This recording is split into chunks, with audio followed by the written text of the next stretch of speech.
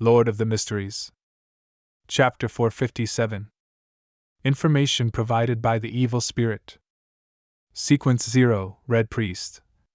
Which pathway sequence 0 is this? I've learned the true name of another sequence 0. Of course, the pretext is that the evil spirit isn't lying.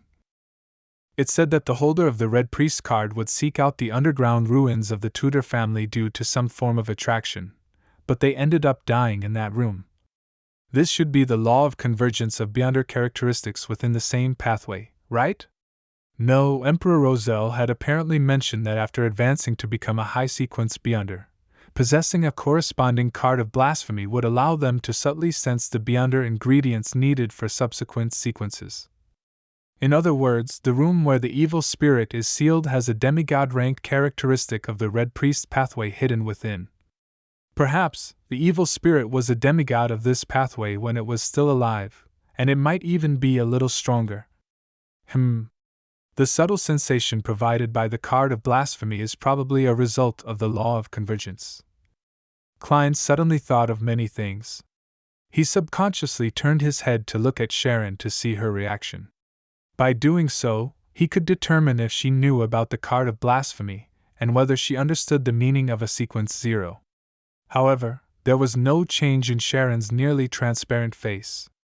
It was as if the evil spirit had just shown an ordinary tarot card. However, this actually implies something. When any Beyonder first comes to learn of a sequence 0, they will subconsciously think about what it represented. Perhaps only a Beyonder in the spectator pathway can read the subtle body language of Miss Sharon. Klein sighed to himself. Seeing that both of them were silent at the same time, the evil spirit gave Klein a deep glance, slowly making the projection of the card of blasphemy disappear. It once again looked at Sharon with its bloodshot eyes and said with a low and hoarse laugh, "If you are unwilling to become a demigod of the mutant pathway, then I can provide you with the sequence 4 potion formula of the abyss pathway. The temperance of desire and the flamboyance of malice has always been very congruous, isn't it?" Sharon ignored the evil spirit's question and turned unhurriedly to Klein, leaving him to respond. What the evil spirit means is that the mutant pathway and the abyss pathway are closely related pathways which are exchangeable at high sequences. How the Rose School of Thought and the Blood Sanctify sect act on the surface does seem very similar. Klein thought for 2 seconds and looked at the bloodied rafter pound. "Then how can your seal be removed?"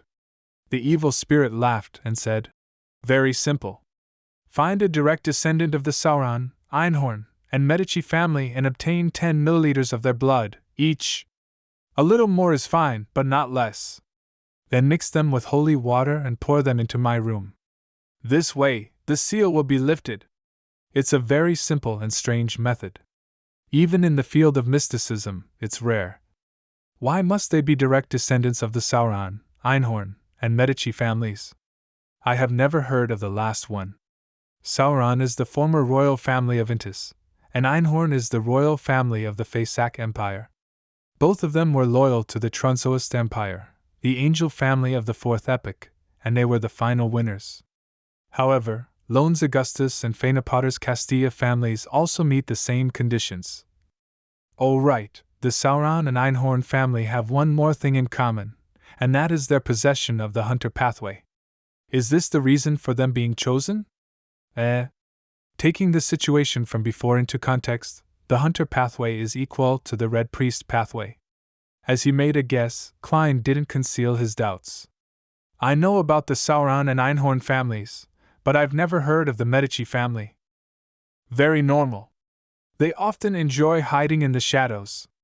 They are corrupted angels and have established an extremely secretive organization," the evil spirit said with a contemptuous tone. "That organization is known as Rose Redemption.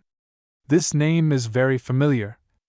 "That's right. Inside the abandoned temple of the true creator that was recently found by the City of Silver, there is something similar written on a corner of a mural. They suspect that it's the name of the city, or the creator of the temple. Now, from the looks of it, this symbolizes an extremely secretive organization that was founded by corrupted angels.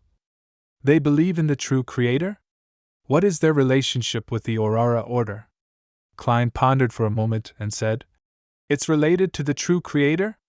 The evil spirit was silent for 2 seconds before asking in a low voice. You know about Rose's redemption? I heard it by chance. Klein spoke the absolute truth.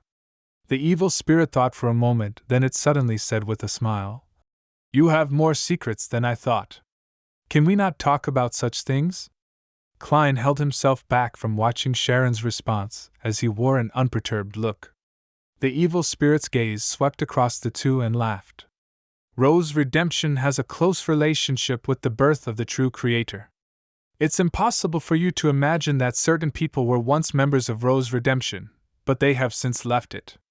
As long as you find an organization that believes in the true Creator and trace it to the very end, then there will be a chance of you coming into contact with Rose's redemption.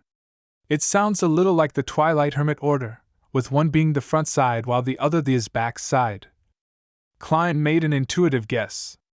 Seeing that the evil spirit had no intention of giving an in-depth introduction to Rose's redemption, he laughed and said, Do you think we can complete something like that with our strengths? The evil spirit was silent for a few seconds before saying, Maybe you guys can try your luck in Binsey Town. Binsey Town? Where's that? Despite Klein's repeated questioning, the evil spirit refused to reveal anything else. Faced with this situation, Klein could only switch to asking, During the Fourth Epoch, were the Black Emperor, Blood Emperor, and Night Emperor fighting for the position of Sequence 0?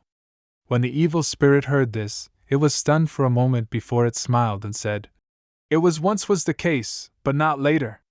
It wasn't the case after Alista Tudor went mad. Alista Tudor was that Blood Emperor? Klein sought confirmation. The evil spirit nodded. Yes, there has only been one Blood Emperor, that lunatic, Alista Tudor. Heh. The descendants of the Tudor family have all inherited the madness of that bloodline. They're usually crafty, devious, careful, and cautious, but at critical moments, they can become reckless and not consider the repercussions. The evil spirit pointed at Rafter Pound's face and said, He is an example. However, after this lesson, he will definitely become more normal for a long period of time. I've no idea if he's the last Tudor. Alista left quite a number of good things which require the blood of his descendants in order to gain access to them. It's best that you don't kill him now. The evil spirit paused and chuckled softly. All right, after you've helped me remove the seal, I will tell you all the stories I have experienced. No, a more accurate description is the history I've experienced. Having said that, Rafter Pound's eyes suddenly lost focus. His body twitched a few times before limply collapsing to the ground. Sharon silently watched this scene before she suddenly took a step forward. Whoosh! The wind howled as the dirt and rocks on the ground began to move before falling into the underground tunnel and sealing off the entrance. After that was done, Klein and Sharon left Williams Street and took a detour to another block in the silent darkness. When Klein boarded the rental carriage, Sharon's figure appeared, and she sat across from him. She looked unblinkingly at Klein as she asked with her hoarse and ethereal voice, Will you help it lift its seal? No. Klein didn't hesitate to reply, and then he asked, What about you? Sharon shook her head, indicating that she wouldn't either. Klein heaved a sigh of relief as he smiled. It's already been dead for about 2,000 years, and right now, it's just a remnant of an evil spirit. Dispersing or returning to the spirit world is supposed to be its end. My plan is that once we become high-sequence Beyonders, we can team up and eliminate it, giving it true deliverance. Although the Red Priest card, the hidden history of the Fourth Epoch, and the evil spirit's promised rewards were tempting, Klein had no confidence in it at all. In his mind, he would always recall the scene of the evil spirit's corpse sitting on a high-backed chair with its head lowered. He would also remember how the other party's face would be covered in traces of decay when he raised his head. Sharon tersely acknowledged, giving the necessary response. Aren't you supposed to ask me why I'm so confident in becoming a high-sequence Beyonder? Klein couldn't help but lampoon. And the answer to that question was that people needed to have dreams. Klein no longer bothered with the topic and switched to asking, Is the Wraith's corresponding sequence for really puppet? Sharon nodded. Do you have the potion formula or Beyonder ingredients? Klein asked in thought. Sharon shook her head. Klein let out a soft chuckle. I'll help you keep an eye out for it in my circle, Sharon said without changing her tone. Thank you. Klein looked out of the window and muttered to himself. I'm going to the south for a holiday. At this point, he said with a smile, as if he were speaking to a lawyer. Jürgen, let me wish you and Merrick a happy new year in advance. Sharon was silent for 2 seconds, then she pursed her lips and replied in a fleeting voice. Happy New Year. Her figure gradually faded and disappeared from the carriage. Looking at the little boy behind the altar, and hearing his slightly hoarse and tender voice, Derek felt as if he was facing the most terrifying monster. He almost performed a downward cleave with the axe of hurricane in his hand. From what he knew, a person who could survive in the pure darkness for so long was definitely not human. Even if he was one before, it definitely wouldn't be one after that long. Demon Hunter Colin's eyes seemed to brighten a little. He tightened his grip on his sword and asked in a calm voice, What are you doing here? The yellow-haired boy who called himself Jack had a pained expression as he replied, We're looking for the holy residence of the Lord. The holy residence of the Lord? Colin pressed. Right. The little boy Jack turned his head and looked at the pitch-black cross and the statue of the overturned man. They told me that as long as I go in the direction that the Lord's eyes look in, then I will be able to reach his holy residence. They? You still have companions? Colin's eyes moved one full revolution as if he were a monster, taking in the surroundings. Where are they?